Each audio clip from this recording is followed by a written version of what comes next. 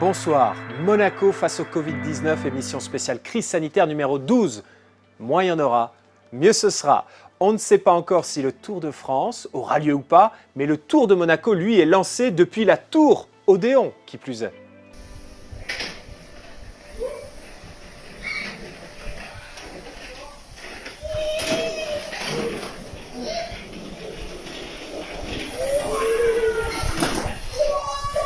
Pendant cette période de confinement, des femmes enceintes attendent leur bébé et de jeunes mamans s'occupent de leurs nourrissons grâce à l'aide de sages-femmes, héroïnes du quotidien. J'entame ma journée de visite à domicile des jeunes accouchés, des jeunes mamans et de leurs petits bébés. C'est parti! Le coronavirus présente-t-il un danger particulier pour les femmes enceintes ? Dans quelles conditions vont-elles accoucher dans ce contexte de réorganisation des soins de santé ? Certaines maternités en France ont décidé d'interdire aux papas d'assister à l'accouchement pour éviter tout risque de contamination. Qu'en est-il à Monaco ? Nous serons en duplex avec le professeur Carbone, chef du service gynécologie de l'hôpital Princesse Grasse. Mais tout de suite, le point info avec Alexandra Pagny. Bonsoir.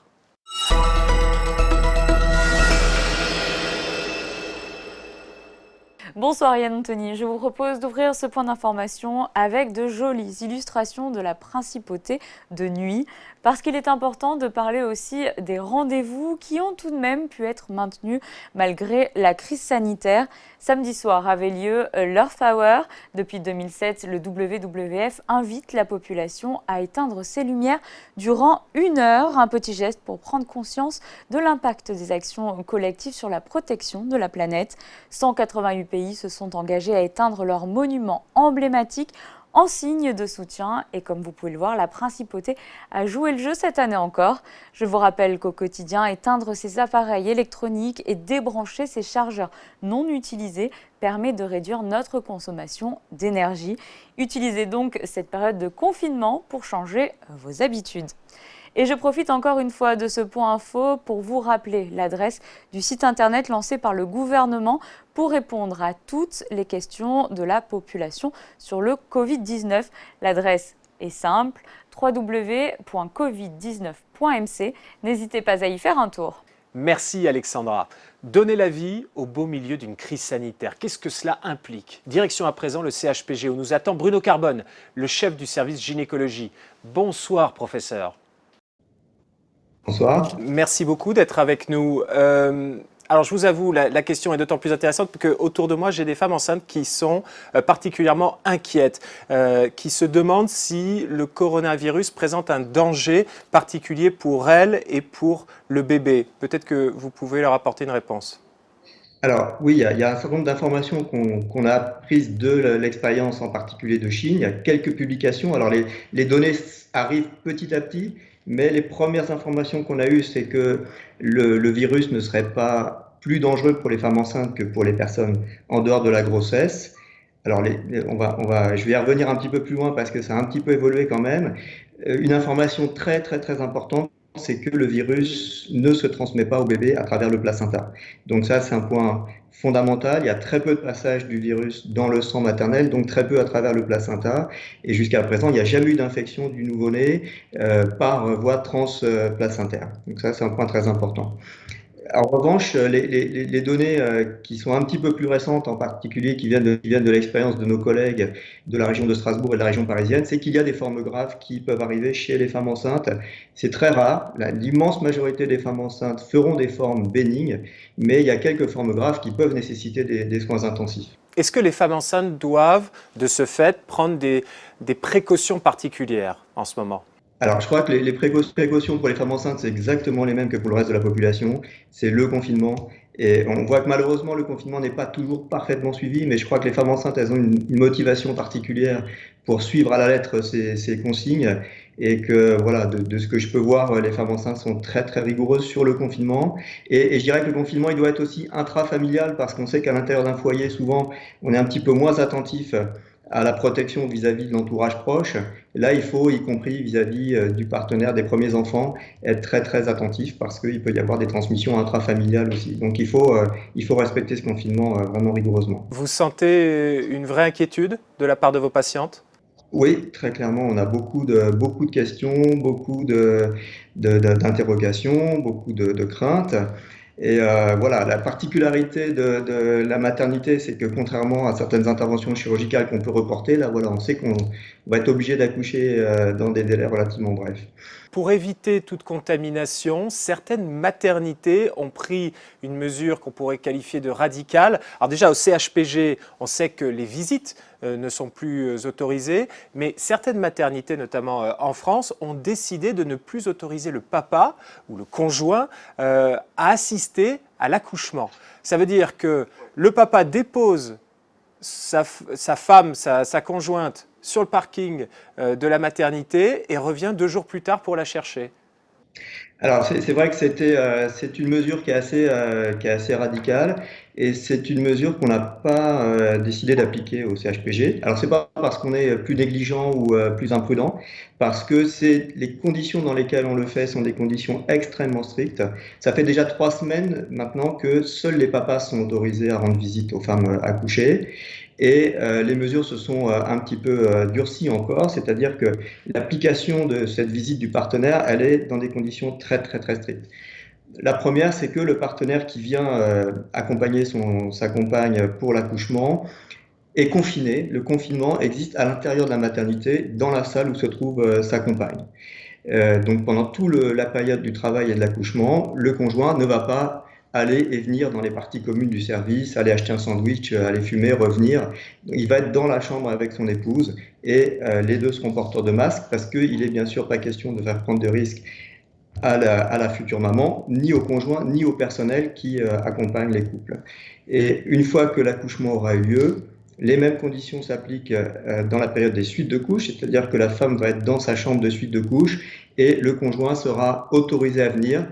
Il y a une seule entrée, une seule sortie dans la journée, c'est-à-dire que le conjoint ne va pas repasser à la maison chercher des choses ou aller se faire livrer des sushis ou aller fumer une cigarette. Il est dans la chambre de sa compagne et il n'en sortira qu'au moment où il quitte le service.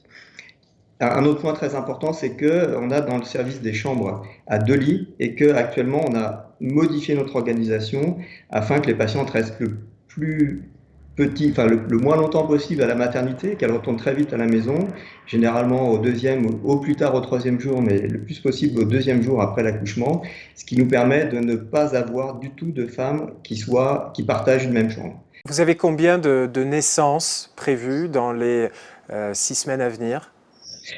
Alors, grosso modo, il y a en moyenne de l'ordre d'une vingtaine, 20-25 naissances par semaine. Et avec le même nombre prévu dans les semaines à venir que d'habitude. Il y a des grosses fluctuations d'une semaine à l'autre, en fait, hein, parce que notre activité, elle n'est pas programmable, donc on ne peut pas modifier le cours des choses. Et donc, on n'est pas à l'abri d'un pic d'accouchement dans les semaines qui viennent. Et donc, on sera d'autant plus, je dirais, réactif pour essayer de faire sortir les patientes, ce qui nécessite une prise en charge à domicile de ces femmes qui sortent rapidement et de leur bébé surtout, hein, pour surveiller la prise de poids du bébé. Donc, on a un réseau de sages-femmes. Il y a une sage-femme du CHPG qui fait des visites à domicile, une sage-femme libérale à Monaco, et puis dans les villes avoisinantes, il y a tout le réseau des sages-femmes libérales qui vont faire le suivi des femmes accouchées avec leur bébé. Et ça, c'est très important pour que le séjour en maternité soit le plus court possible. Juste dernière question, professeur Carbone, merci beaucoup de nous accorder ce temps. Dans quelle mesure votre service s'est-il réorganisé? Est-ce que vous faites partie de l'effort de guerre également face à l'afflux de malades auxquels le CHPG pourrait devoir faire face dans les prochaines semaines? Je crois qu'on peut dire qu'il va faire face, c'est à peu près une certitude.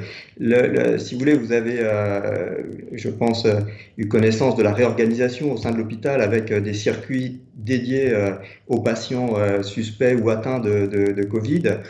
Au sein de la maternité, il y a aussi un circuit dédié avec des chambres, une salle d'accouchement dédiée au cas où on aurait une femme enceinte Covid positive et dans le secteur d'hospitalisation de la même manière avec une possibilité d'étendre ce secteur à 2 ou 3 chambres si nécessaire. Donc dans une partie confinée du service, avec un personnel qui sera également dédié et limité, restreint je dirais en nombre, pour s'occuper de ces patientes et éviter la multiplication des contacts avec les patientes potentiellement Covid. C'est très clair, je vois que vous êtes préparé autant qu'on peut l'être. En tout cas, c'est très rassurant. Merci, professeur Carbone, d'avoir accepté de participer à cette émission. Merci à vous. Allez, c'est parti pour les infos pratiques avec Alexandra Pani.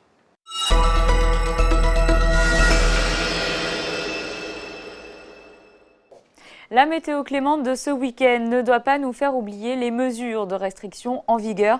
Je profite donc de ce point info pratique, Yann Anthony, pour rappeler que pour l'heure, les marchés sont encore ouverts en principauté et le maintien de leur ouverture ne sera possible que si l'ensemble de la population respecte les règles instaurées, qui se résument en quelques points: s'y rendre seul, respecter les distances de sécurité et le parcours mis en place. Je vous rappelle qu'un service de commande et de livraison a été instauré pour vous aider à limiter vos déplacements. Retrouvez toutes les informations sur le site internet de la mairie de Monaco ou leur page Facebook. Ce point info pratique, c'est aussi l'occasion de vous partager de belles initiatives pour occuper vos journées. Le musée océanographique rencontre toujours beaucoup de succès auprès des enfants et c'est souvent l'occasion d'une belle sortie en famille. Pendant le confinement, les équipes du musée ont donc eu l'idée de vous proposer une visite virtuelle depuis votre salon. Il suffit de vous rendre sur le site internet indiqué à l'écran pour déambuler dans les allées, le grand hall, le bassin caresse ou encore les aquariums. De quoi faire une pause sympathique et pédagogique entre deux devoirs. Merci Alexandra. Sur Facebook, sur Twitter, sur Instagram, il n'y en a que pour le Covid-19. C'est parti pour le best-of des réseaux sociaux.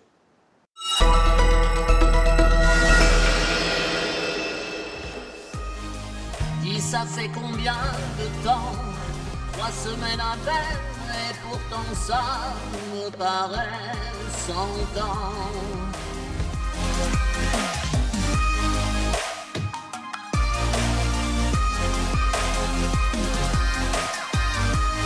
Et reste à la maison, même s'il y a le printemps qui chante. Reste à la maison, même s'il y a le printemps qui chante.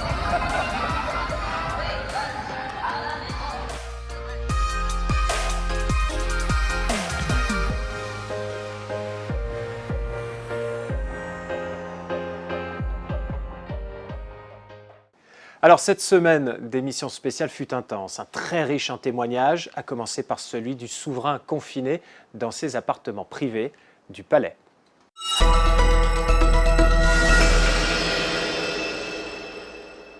Bonsoir Monseigneur. Bonsoir Yann Anthony. Comment allez-vous? Ben écoutez, ça va pas trop mal.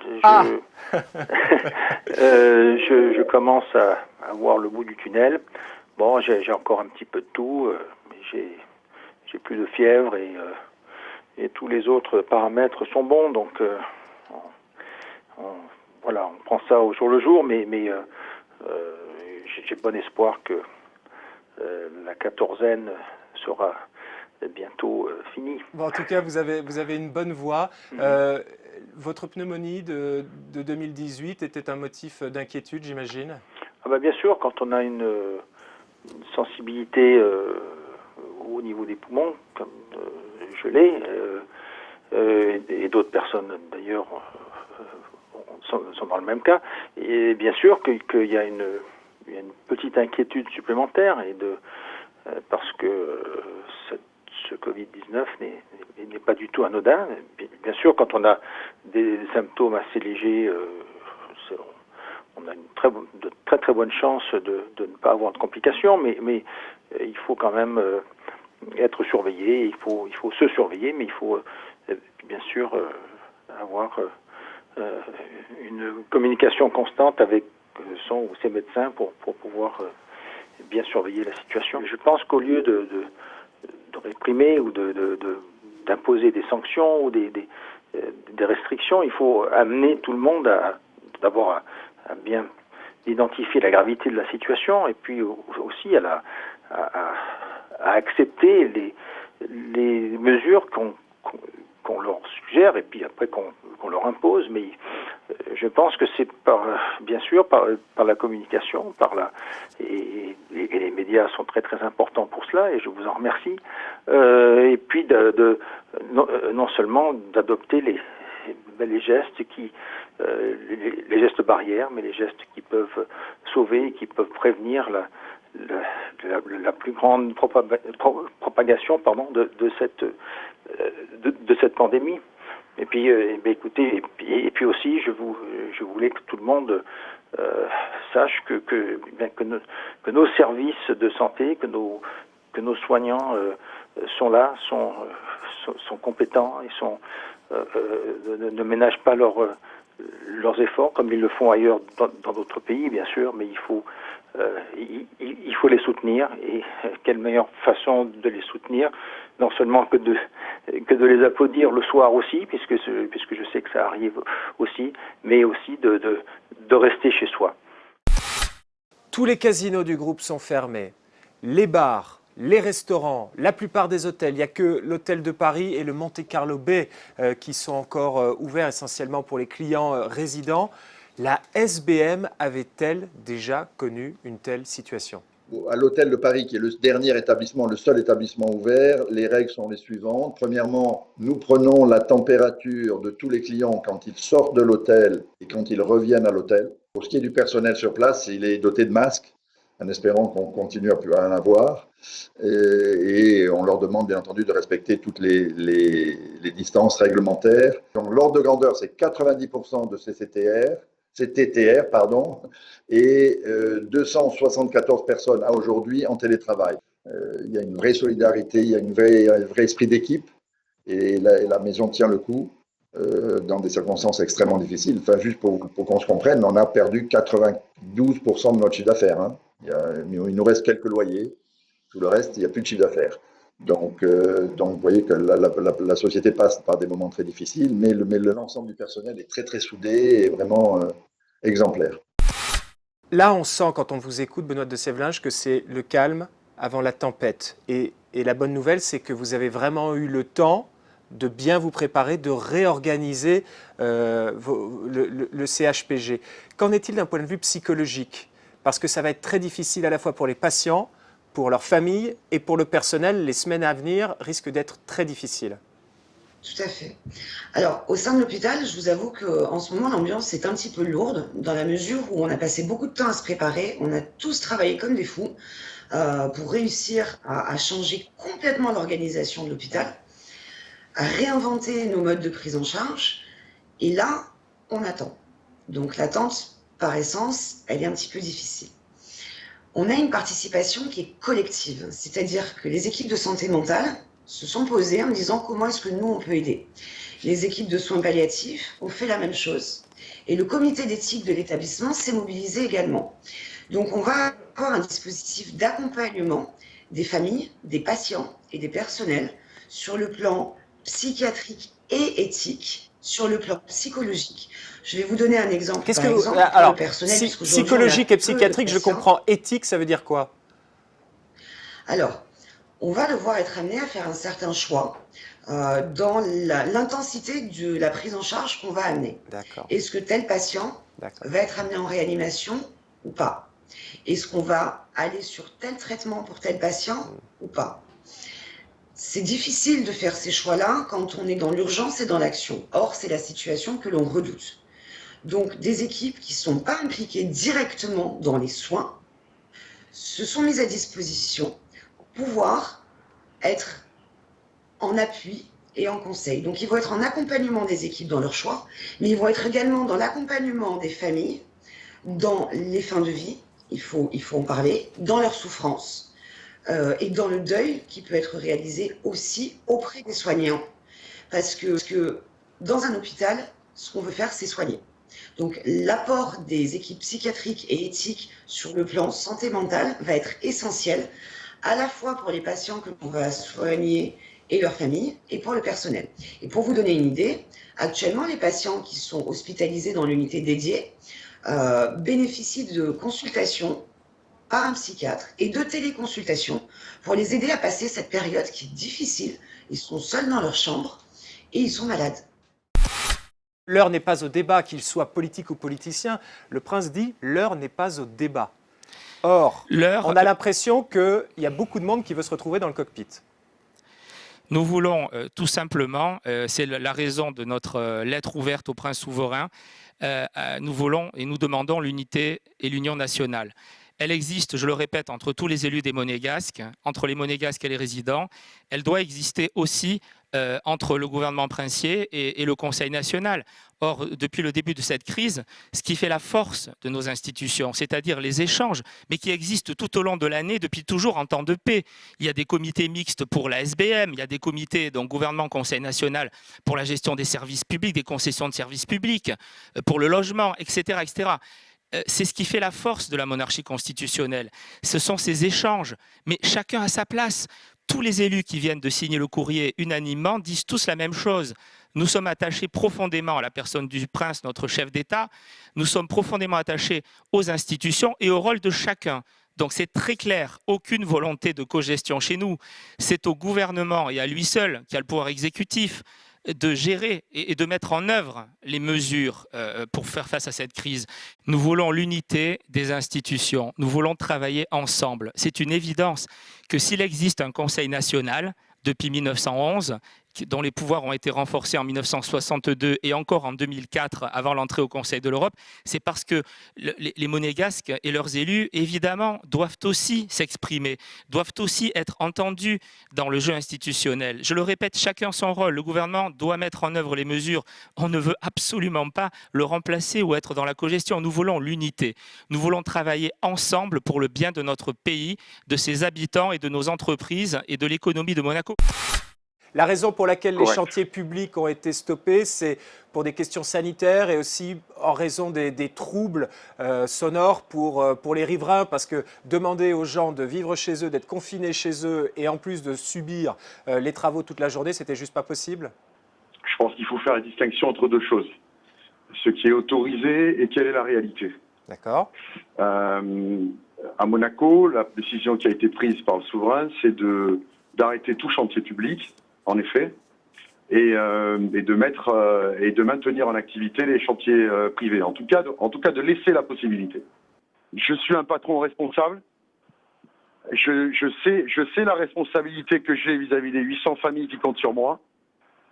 Et je sais surtout que si je ne me mets pas à produire, je vais rendre encore plus difficile la machine économique lorsqu'il s'agira de se remettre en route. Et la machine économique monégasque, il ne faut pas penser qu'elle soit si robuste. Et cet arrêt brutal qu'on vit actuellement va laisser des traces. Si je peux me permettre de ne pas être celui qui va laisser des traces, ce sera bien. Moi, je pense que je suis plus courageux là où vous me voyez sur mon chantier avec mon personnel qu'à ma maison de campagne. Quand je vous disais que la semaine avait été intense et riche en témoignages. Un grand bravo à Geneviève Berthy et à ses équipes sur le pont, matin, midi, soir, semaine et week-end, pour rendre cette émission spéciale possible dans des conditions totalement inédites. Monaco face au Covid-19, c'est votre programme. À vous de nous alimenter en rejoignant le réseau Malizia et à nous de vous informer 7 jours sur 7 à 19h pendant cette crise. À demain sur Monaco Info.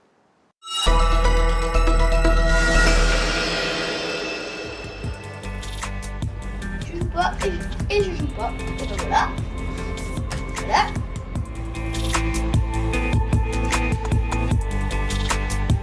Allez. Allez.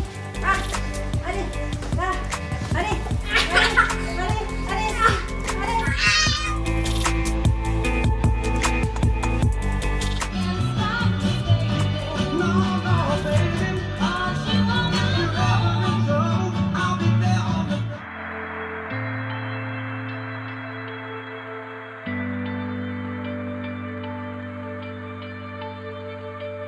Attention, restez